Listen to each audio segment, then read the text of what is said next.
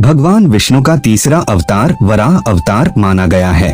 इस अवतार में उन्होंने सुअर वराह का रूप धारण कर पृथ्वी भूमि देवी को सागर के गर्भ से निकालकर ऊपर लाया। धार्मिक दृष्टि से यह कथा प्रतीकात्मक है, परंतु इसके पीछे गहरा वैज्ञानिक और दार्शनिक अर्थ छिपा है।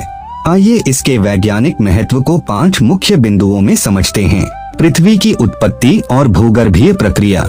वराह अवतार की कथा में कहा गया है कि पृथ्वी जल में डूब गई थी। यह प्राचीन पृथ्वी के जलमय काल का संकेत है। वैज्ञानिक रूप से प्रारंभ में पृथ्वी गर्म लावा और जलवाष्प से भरी थी। धीरे धीरे ठंडी होकर भूमि का निर्माण हुआ।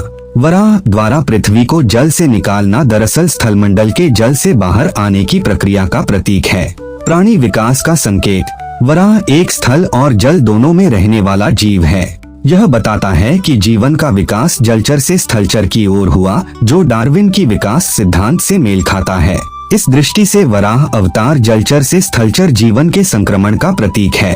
पृथ्वी की धुरी और संतुलन। कथा में कहा गया है कि वराह ने पृथ्वी को अपनी दांतों पर उठाया और संतुलित किया। यह वैज्ञानिक रूप से दर्शाता है कि पृथ्वी अपनी धुरी पर संतुलित घूमती है और यही उसके जीवन संवर्धन का आधार है। वराह के दांत पृथ्वी की ध्रुवीय अक्ष के प्रतीक के रूप में देखे जा सकते हैं।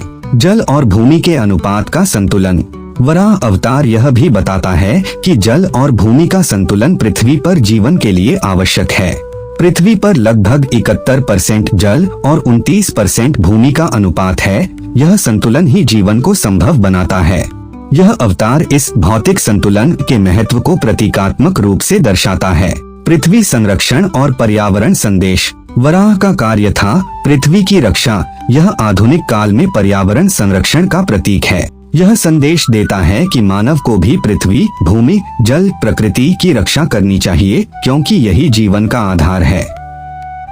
वराह अवतार कोई मात्र पौराणिक कथा नहीं, बल्कि पृथ्वी की उत्पत्ति, जीवन के विकास, पर्यावरण संतुलन और पृथ्वी संरक्षण जैसे गहरे वैज्ञानिक सिद्धांतों का प्रतीकात्मक चित्रण है।